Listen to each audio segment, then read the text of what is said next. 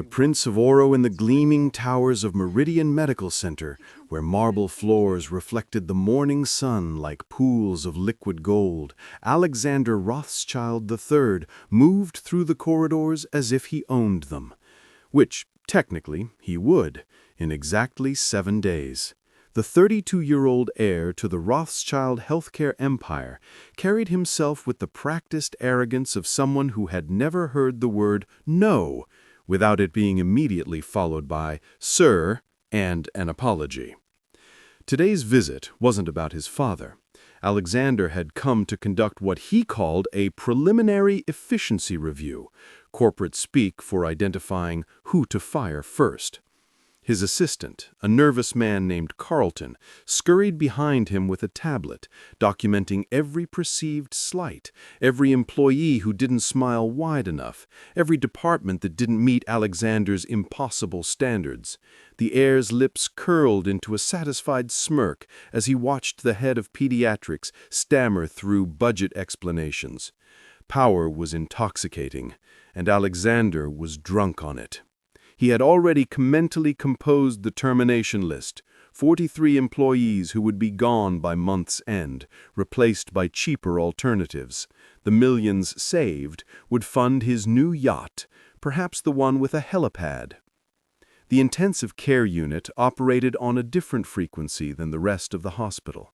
Here, death and life danced their eternal waltz, and the staff moved with a purpose that transcended corporate politics. Alexander entered this sacred space with the same casual arrogance he brought everywhere else, his presence like a stone thrown into still water. That's when he saw her. Nurse Sarah Chen worked with a precision that seemed almost supernatural. Her hands moved in perfect coordination as she adjusted IV lines, checked monitors, and comforted a patient, all in one fluid motion. She was perhaps 35, with tired eyes that had seen too much and calloused hands that had saved more lives than Alexander had designer suits. She didn't look up when he entered. She didn't acknowledge his presence at all. Alexander felt something he rarely experienced: insignificance. In Sarah Chen's world, his money meant nothing, his name meant nothing. Only the beating hearts and breathing lungs mattered. 3 days passed. Alexander couldn't stop thinking about the nurse who had ignored him. His investigation revealed that Sarah Chen was exceptional. 12 years of experience, numerous commendations, and beloved by patients. She was also a single mother, working double shifts to pay for her daughter's medical school tuition. Perfect. Alexander had learned that the hospital's new electronic medical record system had flagged several discrepancies in medication logs from the ICU. Minor, clerical errors, really, the kind that happen when overworked staff rushed between dying patients. But in the wrong hands, these discrepancies could be portrayed as something more sinister: negligence, even criminal theft. On Thursday evening, Alexander waited until Sarah was alone in the break room. He entered with a folder thick with printed reports, his smile sharp as a scalpel. He placed the folder on the table between them, letting it fall open to reveal the highlighted discrepancies. Then, beside it, he placed another document, a check for $50,000 with her name already written on it. Sarah's eyes moved from the check to the reports, then up to Alexander's face. He leaned back in his chair, fingers steepled, savoring the moment. The heir explained his proposition with the casual cruelty of someone discussing weather. She would take the money and resign quietly, effective immediately. Or he would ensure these discrepancies reached the licensing board, the police, and every hospital in the state. Her career would end, her daughter's dreams would crumble, her life would unravel. But there was a third option, Alexander noted, his voice dropping to a whisper. She could become his personal informant within the hospital, report on her colleagues, identify troublemakers, help him clean house when he took over. The check was just a down payment. There would be more, much more, for a nurse willing to be flexible with her ethics. Sarah's hands remained perfectly still on the table. Not a tremor, not a flinch. She studied Alexander's face with the same clinical detachment she used when assessing a patient's condition. 30 seconds passed, then a minute. The silence stretched between them like a tight rope. Finally, Sarah stood. She picked up the check, folded it precisely in half, then in quarters, and slipped it into a pocket. Alexander's smile widened. He had won, as he always did. But then Sarah did something unexpected. She gathered the reports, every single page, and fed them one by one into the break room's paper shredder. The machine whirred hungrily, reducing Alexander's leverage to confetti. The Heir jumped to his feet, his face flushing red. But Sarah simply walked to a cabinet that Alexander hadn't noticed before. A locked cabinet marked Administrative Files, Level 10 clearance only. She produced a key from around her neck, a key that seemed too elaborate, too official for a simple nurse. The lock clicked open with the weight of authority. From within, she withdrew a single manila folder. She placed it on the table where Alexander's threats had been moments before. Then, without a word, she walked toward the door. As her hand touched the handle, she paused and looked back at him. Her expression was unreadable, but something in her eyes made Alexander's blood run cold. She tapped her watch, a simple, practical timepiece, 3 times, then held up 5 fingers. 5 minutes. Then she was gone, leaving Alexander alone with the folder. Alexander's hands trembled as he reached for the folder. Inside was a single sheet of paper, a resignation letter. His name was typed at the top, his supposed signature line at the bottom, but it was the content that made his knees weak. The letter didn't just resign from his position as heir apparent to the hospital empire. It confessed to attempted bribery, conspiracy to commit fraud, and gross ethical violations. It named dates, times, and most impossibly, conversations he'd had in private, deals he'd made in shadows, bribes he paid to suppliers that no one could possibly know about. At the bottom of the page was a sticky note in Sarah's handwriting. Sign it, or the real documents go public in 4 minutes. Alexander's mind raced. Who was this woman? How could she know these things? He thought of Sarah Chen, the tired nurse with calloused hands, and realized with growing horror that nothing about her added up. The way she moved with too much precision, the key with clearance levels he didn't know existed, the access to information that should have been buried in offshore accounts and encrypted files. His phone buzzed.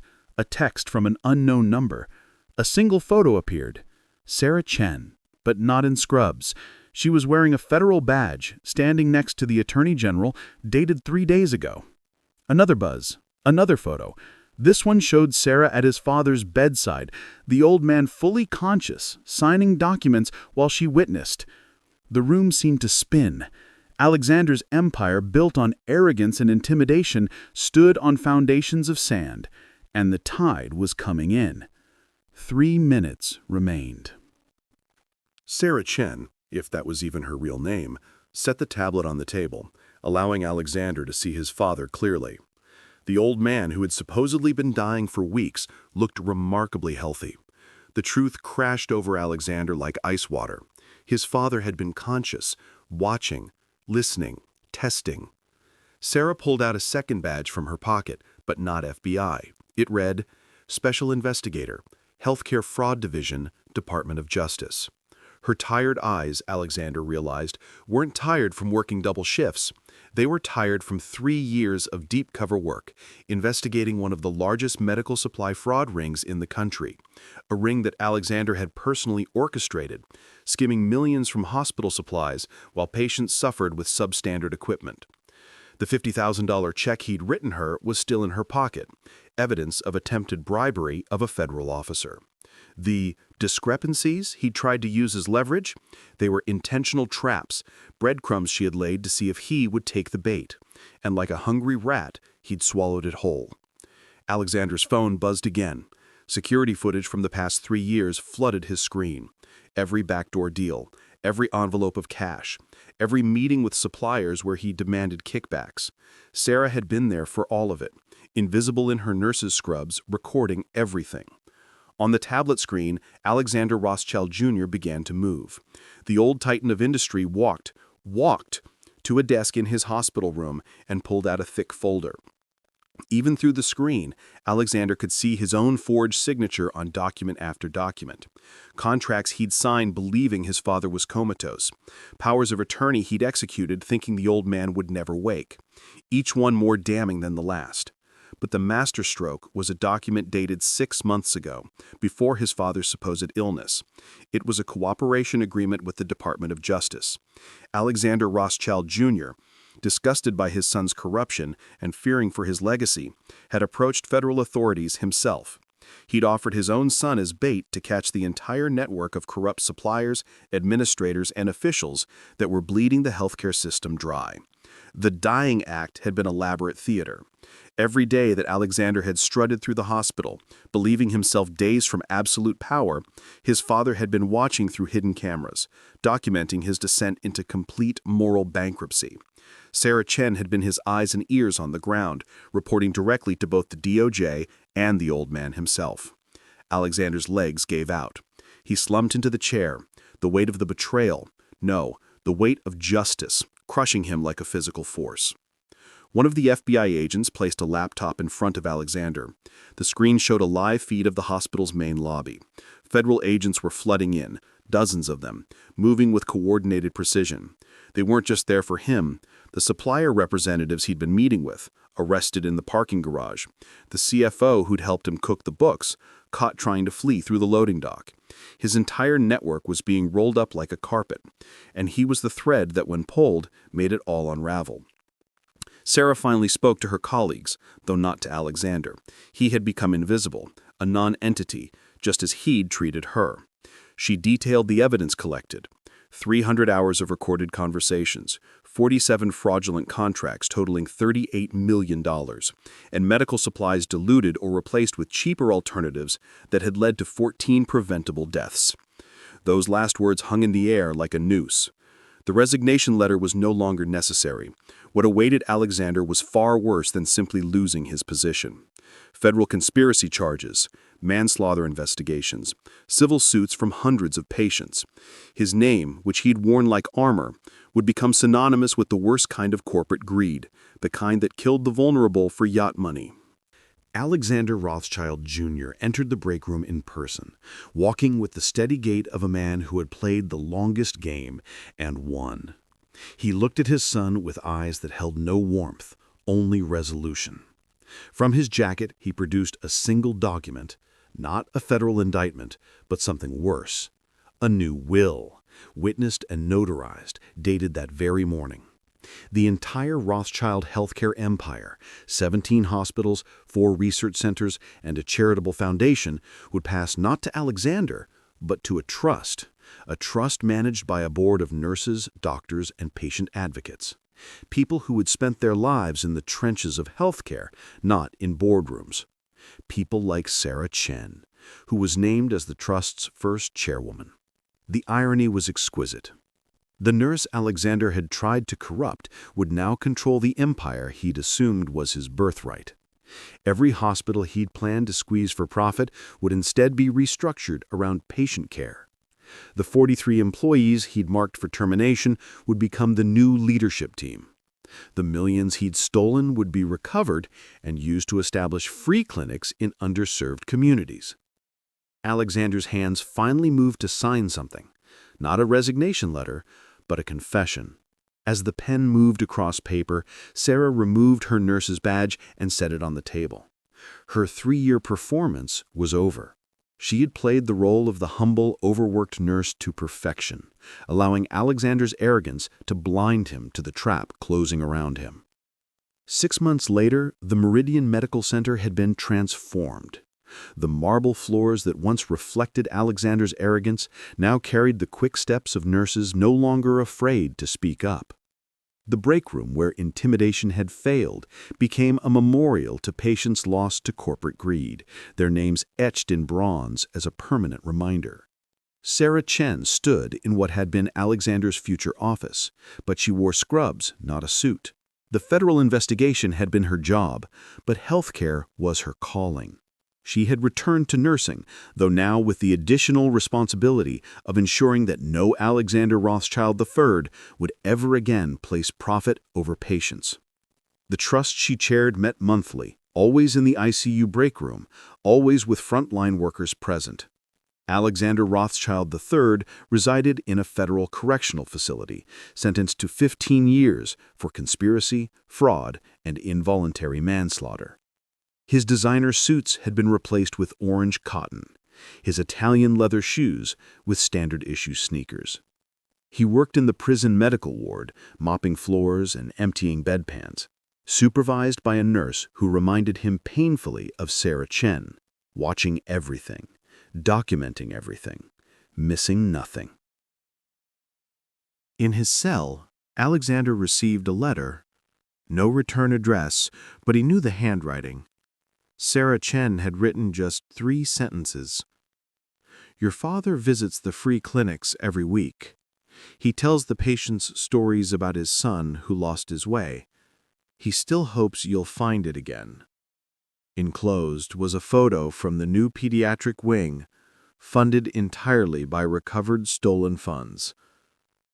Children played in a room filled with light, their laughter captured in a frozen moment.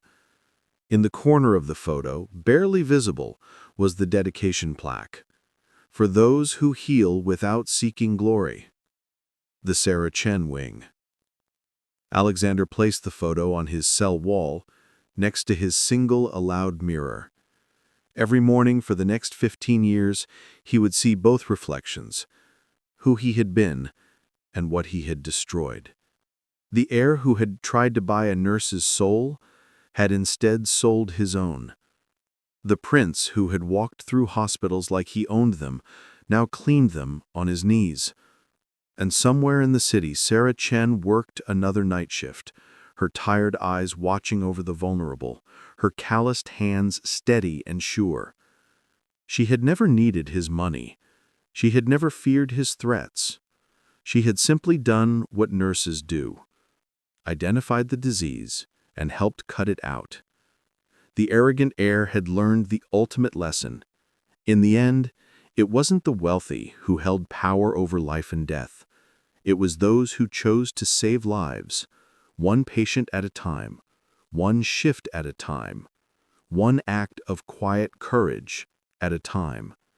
Justice, like good nursing, required patience, precision, and the ability to see through the symptoms to the real disease beneath.